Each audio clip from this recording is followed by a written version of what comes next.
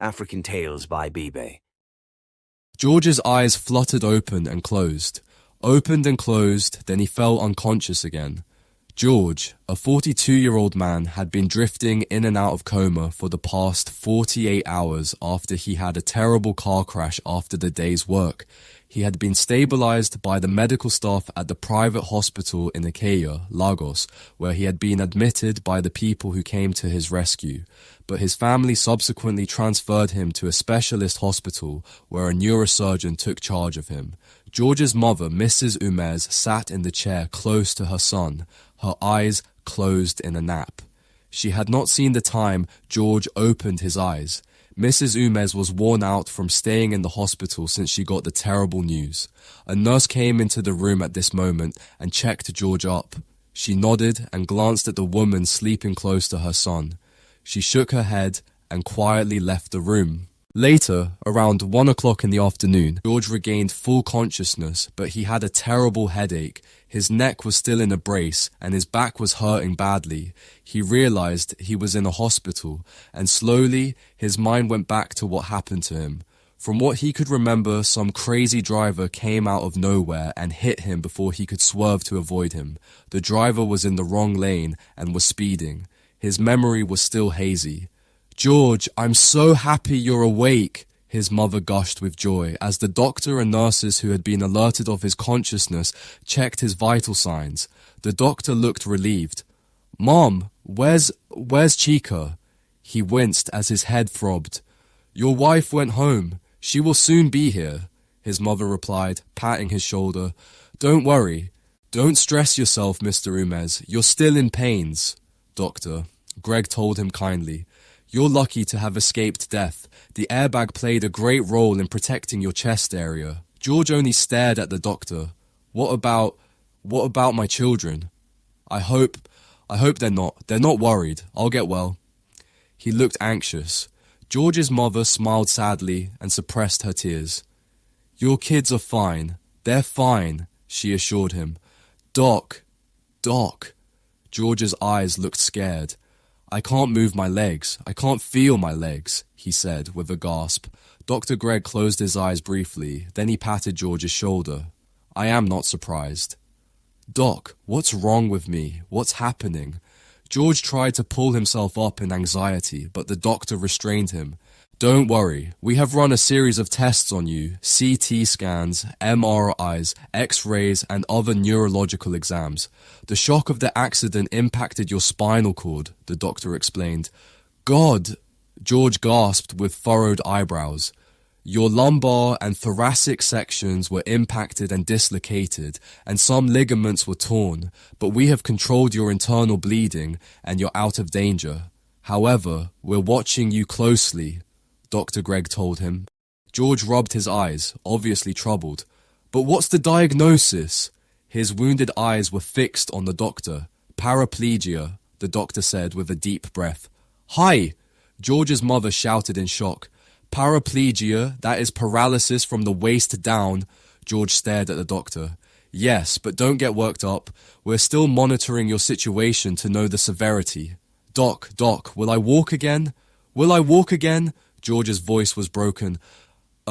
It's still early to speak on that now, but be positive. We'll do our best for you," Dr. Greg assured him. George closed his eyes and groaned. "What happened to the driver who hit me?" "The idiot was drunk and was driving in the wrong lane. He was injured too, as I heard," his mother said with a grimace. "God, these drunk drivers," he groaned. The doctor patted George's shoulder and smiled. "Thank God we have you back. We almost lost you." George nodded. "Yes, I thank God. Aside from your legs and headache, how else do you feel?" the doctor asked. "My back, it burns, then it subsides, it burns again," George explained. "We're giving you medicines that will take care of the pains and burning sensation," one of the nurses told him. George nodded. "Thank you. Yes, keep your mind relaxed. We'll do our utmost to get you back on your feet," the doctor said, preparing to leave. "Thank you very much, Doc," George told him. He looked at the two female nurses. "Thank you." The nurses nodded and smiled. One of them left with the doctor while the other added medicine to the IV bag. When the nurse left, George looked at his mother. "What's the problem, Mom?" "I'll be fine." he told her with a sigh. Mrs. Umez smiled and nodded. She pat his arm gently. I am thankful to God you survived. When is Chica coming? She should be back this afternoon, his mother replied. Is there something you're not telling me, Mom? George took a deep breath, gazing at his mother intently. I can feel it. Say it. Mrs. Umez sighed and shook her head. How could she tell George that his wife had only come to the hospital once since he was hospitalized in the last 48 hours? How could she tell him that while he was in coma, that his wife had relocated 2 of his best cars to an unknown place? I'm just in shock of what happened to you and how close we were to losing you, she sighed, smiling. George knew his mother was hiding something, but he kept quiet. Where's my phone? Was it recovered? Yes, your wife holds it. Your friends, business partners and staff have been calling me too, she told him. Kelechi was here throughout the evening yesterday. Oh, how's he coping with the company? He said there's no problem. He just wants you to recover. Kelechi was George's business partner in his shipping business. They had about 12 vessels, including barges, tugboats, tankers, and cargo vessels. The door of the hospital room opened and Mary, George's younger sister, burst in, laughing happily. She ran to the bed and hugged her brother. You're awake finally, Mary cried, tears and laughter mixing up. George hugged her warmly, ignoring the searing pain that tore through his back. Thank God, Mary gushed as she pulled back.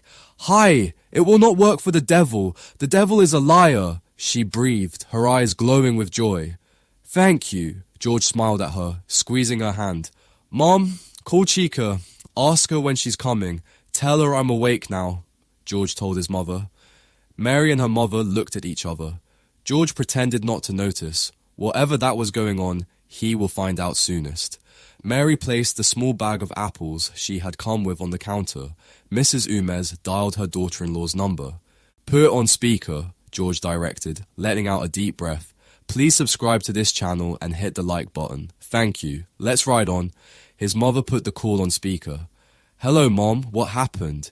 Chica sounded anxious. George has woken up, Mrs. Umez said quietly. There was a short moment of silence, then Chica said, Oh, that's good. That's good news. But she wasn't excited. I'm coming over now, Chica added. Okay, Mrs. Umez said. Bring George's phone when you're coming. He asked for it. Okay, Mom, Chica said and hung up. Mrs. Umez smiled at her son. She will soon be here. George nodded. He was perceptive. Chica had sounded off. He shook his head and sighed. He must be imagining things. Of course, his wife was happy he had recovered consciousness. A nurse came in at this time. Mr. Umez should be left alone for now. He needs to rest. His body is still recovering, she told him. You're right. Mary, let's stay in the lobby. Soon after, George fell asleep. Outside his room were 2 of his security men dressed in plain clothes. George's partner, Kelechi, had ensured security was in place for his friend. 2 hours later, Chica, George's wife, arrived at the hospital lounge, all dressed up and looking at her mother-in-law with searching eyes. Mom, George has woken up. Yes. Oh, thank God. Let me go in and see him, she said. George's mother only nodded, keeping her face expressionless. Chica opened the door to George's room and walked in. George looked up to see his wife. She looked as beautiful as ever. She smiled at him, but something was odd with her smile. He couldn't place his hand on what he felt. Oh, George, thank God you made it. I was scared to death, she said, moving to him and hugging him. How are the children? George asked anxiously. They're fine, don't worry. They are asking about you, she said, taking a deep breath. Bring them next time, he told her. Chica nodded. I will. I'm happy to see you, Chi. George stared at her, taking her hand. Chica pulled a seat closer to the bed and sat down, holding onto her husband's hand. Tell me, how did this accident happen? George went ahead and told her the most he could remember. I hope you'll press charges against him. He shouldn't go free. Let me recover first. Such a person shouldn't take the wheel for a long time, he agreed. So how are you? I can imagine the pains, Chica said, patting his arm. My back still hurts, and my legs, I'm not feeling my legs. Chica shrunk back, her eyes almost popping out. What do you mean you can't feel your legs? Chica ran her hands over the entire length of George's calf. Are you not feeling me? George shook his head. Hi, Chica exclaimed, her eyes looking lost. But I'll get back on my feet, George said firmly. I know that. My God, I don't believe this. I hope this doctor knows what he's doing. What kind of trouble is this? I can't handle this. I can't handle this. George watched his wife. He took a deep breath. You should be consoling me. I can't handle this kind of problem, Chica repeated, not even hearing what George said earlier. Are you scared I will be a burden to you? Don't worry, I'll get well soonest. If this doctor won't handle your case properly, then we'll get you transferred to another hospital. You can't leave the hospital without regaining your mobility. Honey, you're overreacting. I'll get back to my feet. I trust this doctor. He's good. Chica let out a deep breath and stared at him. Then she shrugged. I hope so. Now, do you trust Kelechi to handle the company? Of course. George watched his wife. She hadn't even shown any sadness for his plight. It was even a miracle he had no fractures, only dislocation of his right shoulder blade and cuts. He was confused over her reaction, which was mainly centered on her convenience, but his wife had always been loving and caring in her own way. But one thing he knew was that she was not good at nursing him whenever he got sick. She claimed it was always traumatic to see him sick, so she preferred him to stay in the hospital until he recovered, and if he refused, he would have to nurse himself. George had not thought too much about this aspect of their marriage. Now, the shock of seeing him in this condition was definitely scary to her. Don't be scared. I'll be fine, he said, taking her hand in his. Chica gave him a perfunctory smile, nodding. Did you bring my phone? Yes, she said, and opened her purse. She pulled out the iPhone and handed it to him. George took the phone from her and closed his eyes. He was trying to figure out why Chica was acting queer. Your friends and associates have been calling you. I only answered a few of them. That's okay. I'll attend to them when I feel stronger. Chica stared into thin air, oblivious that her husband was watching her. What do I do now? What do I do now? I will have to bring back those cars. The way I saw George that first day, I didn't know he would make it, Chica thought, her brows furrowing deeply. What's the problem, Chi? He asked, his eyes deepening with concern. Nothing dear, she replied with a startle. You're behaving strangely. Tell me what the problem is. Chica smiled and patted his back. There's no problem, my love. I'm okay. I'm just disturbed by your condition. George closed his eyes, feeling tired all of a sudden. I will be fine, he murmured, opening his eyes again. A lot of things were on his mind. What about the kids at the foundation? Are they doing well? He asked. Chica laughed shortly. You've been here for only 3 days. The kids are fine, of course. The management is doing their job well. The chair lady, Mrs. Uber, has called too to know how you're doing. Okay, George nodded. An hour later, Chica left, saying she will return in the evening. George's sister, Mary, took over looking after George while her mother went home to refresh and return. What are you and Mom hiding? George asked his sister, now in a seated position. Mary looked at him with vacant eyes. What? We're not hiding anything, she said with a shrug. Yes, I will still find out. The most important thing now is to get well, get back on your feet. Then you'll handle everything. Mary patted his hand gently. I want to leave here as soon as possible. The doctor will have to discharge you first, she pointed out with a smile. When Chica reached home, her children, Nene and Ikechukwu, ran to her anxiously as she alighted from her vehicle. How's Dad? Mom? They asked. Your dad has recovered consciousness. Oh, thank God, the kids gushed. Can we go this evening to see him? Tomorrow morning, I won't have time again today, she told them as they walked towards the entrance of their duplex. Auntie May can come fetch us if you call her, Nene suggested as they entered the house. I really want to see Dad. I told you tomorrow morning, period, her mother snapped. You two go upstairs. Have you done your homework? Not yet, Ikechukwu replied. Then go do your homework, Chica told them. Nene and Ikechukwu were twins, about 9 years old. As soon as her kids went upstairs, she pulled out her phone from her purse and dialed a number. The person on the other end answered the call. Sister, what's up? Bring back those cars tonight. Bring them back, Chica said in low tones. What happened? George has woken up, she whispered. Really? Yes. You know I did that because his condition was very bad. I thought you wouldn't make it, and I wanted to protect myself from his family in case they wanted to take things away from me, she added. Yes, nah, I understand. That's what you were supposed to do. But I'll bring back only one, the Prado. Let's still keep the Mercedes. Chucks, bring back the 2 cars this evening. Look, I don't know if my mother-in-law has told George about me taking the cars away, but I want the cars back here before any other thing comes up, so I'll know what to say, she told him urgently. Okay, I'll bring them this evening. If George asks me about it, I'll say I took them for servicing. Of course, you have nothing to worry about. Chica ended the call and took a deep breath, her eyes lost. I know what to say if he asks me why I took the cars away, she murmured.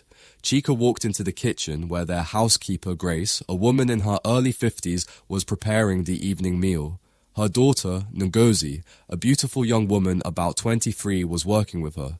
She was blending tomatoes with the blender when Chica entered the kitchen.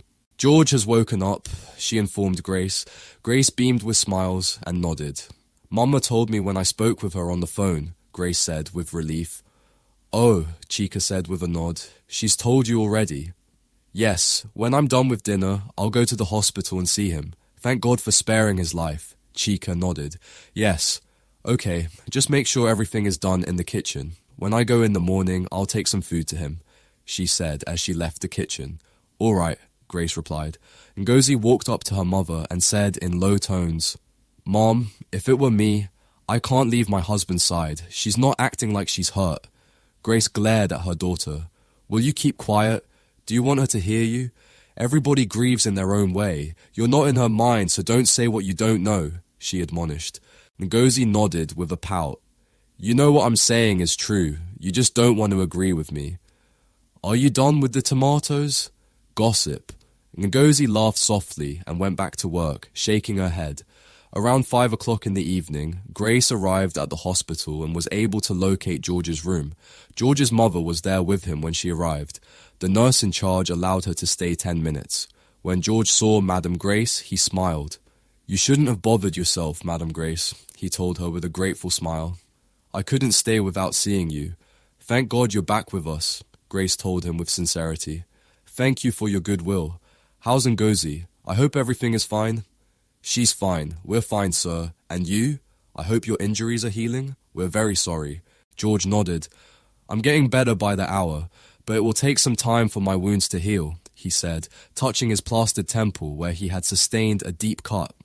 At the moment, I can't move my legs, but the doctor is working on it. Oh, God. Please, God, restore my ogre's health. Let all the medication he is taking work perfectly, Grace prayed with passion. Amen, thank you, George said.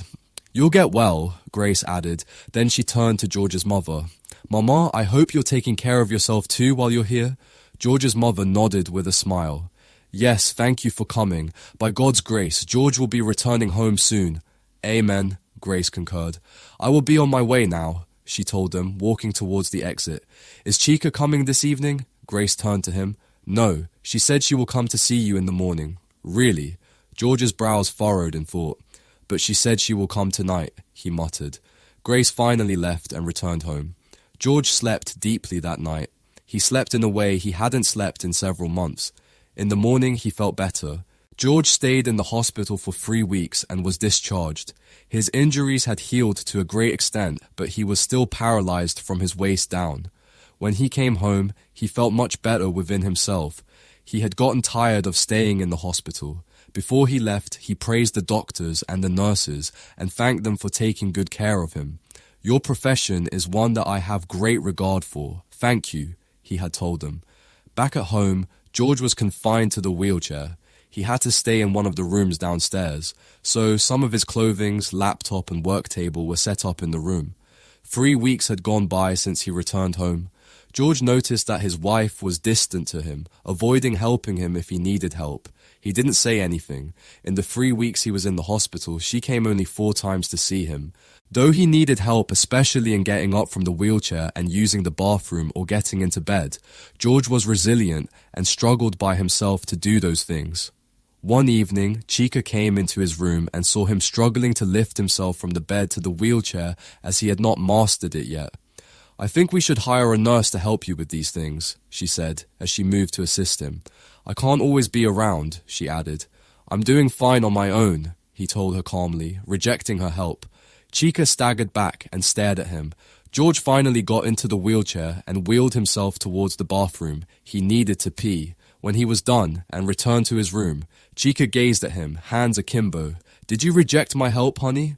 Her eyes were wide. Did you want to help? He glanced at her as he made it to the bed and sat down heavily. How many times have you been with me on this journey from the time I was in the hospital till now? This is 3 weeks since I came home. George, you know I've been busy with the kids and the supermarket. I can't handle the stress, she said. You're a joke. Leave my room. He gazed at her with blank eyes. George, leave, he barked. Startled, Chica left the room, frowning petulantly. George was just overreacting. He needed a nurse that would be around him to assist him, but he refused. Does he expect me to be around him all day, helping him each time he wants to get up? I don't have such strength, she thought as she stormed to the kitchen.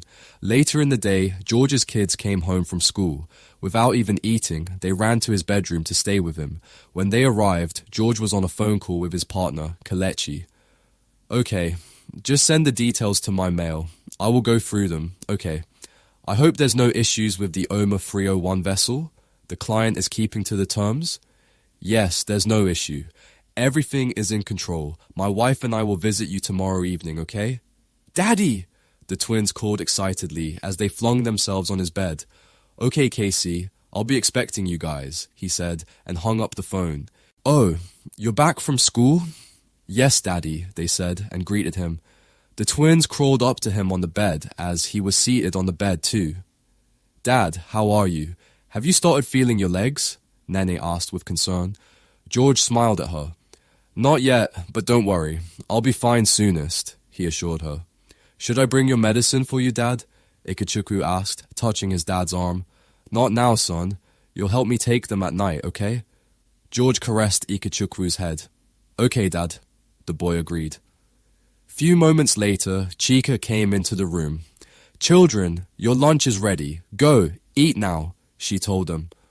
All right, Mom, they said, getting up from the bed. We'll be back, Dad, Nanny told her father as they left. Okay, dear, George said, dragging himself up the bed to be more comfortable. He still had cramps in his muscles and was doing his best to massage them when he could.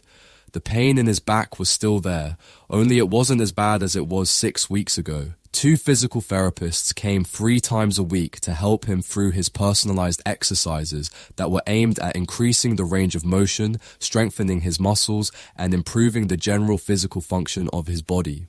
George learned a lot of techniques from them that would improve his muscles and help him regain mobility. But the journey was still a long way. He would have to be patient and consistent. George was determined to recover from this spinal cord injury.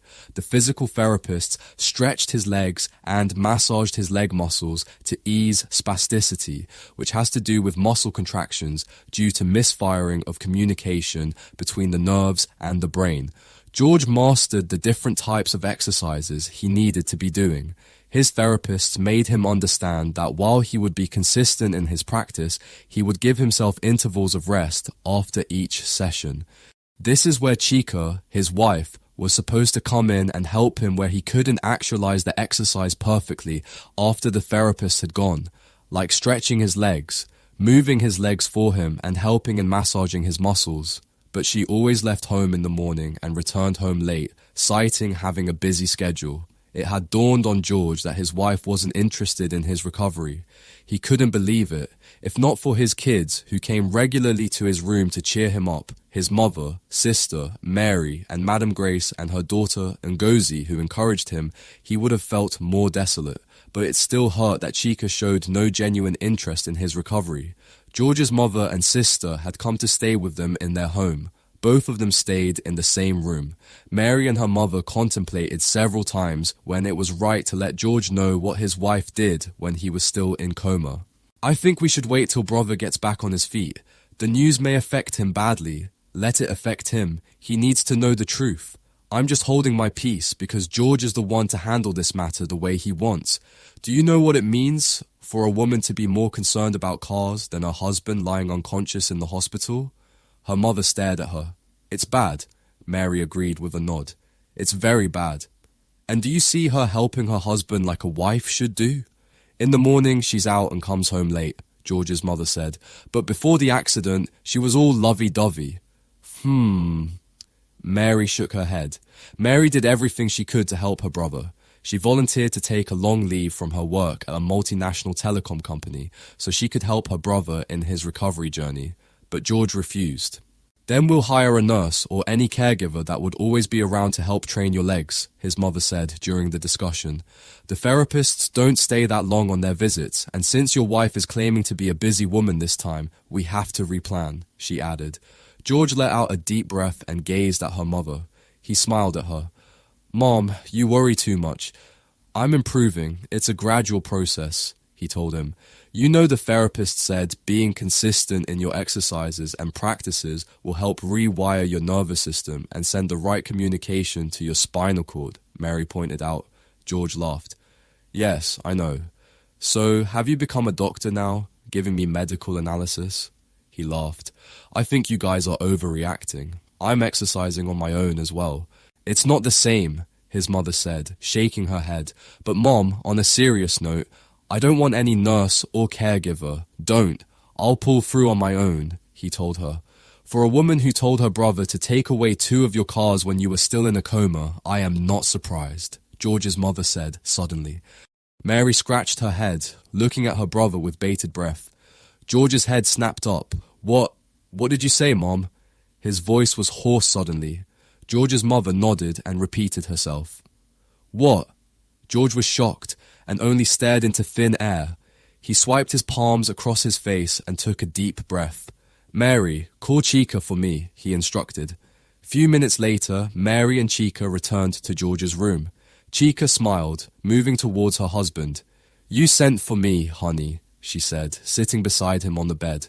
George's mother watched on, keeping her face blank. George gazed at her with puzzled eyes. So while I was in a coma, your greatest concern was to take away 2 of my cars. His voice was laden with disappointment. Chica looked shocked. What? What do you mean, honey? She tried to touch George, but he grabbed her hand and steered it off. Ah, Mom, is that what you are feeding your son? Chica turned to her mother-in-law. George's mother raised her eyebrows. Speak and prove yourself. Is that not what you did? Mrs. Umez asked Chica. Those cars needed maintenance, and I had already told my brother to handle the work, she blurted, taking a deep breath. Please like this video and subscribe to our channel. Thanks. Let's continue. George watched her. My cars needed maintenance? My cars. He gazed at her with wide eyes. All the cars in this compound, including yours, which of them have you maintained before? Chica, Chica, Chica, how many times did I call you? I don't have much to say now. You may go. Petulantly, Chica stormed out of the house. She's not even sober, George's mother said, looking at Mary in astonishment. Mary shook her head and left the room. When George was alone, he began to think about his wife. Her attitude since he had this accident had changed visibly, although she tried to cover up. Firstly, she didn't show much concern over his accident while he was in the hospital. Secondly, she wasn't invested in his recovery routine, and now he's hearing she took away 2 of his cars while he lay unconscious in the hospital. He asked himself in what ways he had hurt Chica to make her behave in such a manner. Does it mean Chica's love for me is all material, or what? At a point, he told himself to focus on getting back on his feet. Every other thing will fall into place. Chica was now feeling restless in her own house. She was not happy with her mother-in-law for telling George about the cars. She continued to leave the house early in the morning and come home in the evening. She didn't even have the inclination to sleep in the same room with her husband at night in case he needed help. George took everything with manliness. He did not bother her or ask her again why she acted in such a strange manner. When his business partner, Kelechi, and his wife, Ugonma, visited him on a Sunday, they noticed something was off. Though Chica happened to be around when they came, she avoided going into George's temporary room with them. I'll be with the kids upstairs, she told them, and hurried away. Kelechi and his wife looked at each other, puzzled. They walked into the room. George was happy to see them. Kelechi and his wife cheered him up and wished him a quick recovery. Later, George's mother joined them in the room. Man, don't you worry. I know this will pass. You'll be on your feet soon, Kelechi told him with concern. George smiled with a nod. Sure, I will bounce back. Later, George's mother and Ugonma left the room. Kelechi leaned forward, quite concerned. What's happening, George? Is there something between you and your wife? Something is not right. Kelechi looked at him with much concentration. George sighed and took a deep breath. My brother, I'm happy you noticed it. That's what I'm seeing. Since I had this accident, Chica is just acting up. She doesn't even stay with me to help me, he explained. Are you serious? Kelechi was shocked. Why? George shrugged. She alone can answer that. Do you know that while I was still in a coma, Chica told his brother to come to my house and take 2 of my cars away? Thank you for coming this far. Please like this video and subscribe to our channel. Let's head to part 2. Click on the link below to watch part 2. See you there.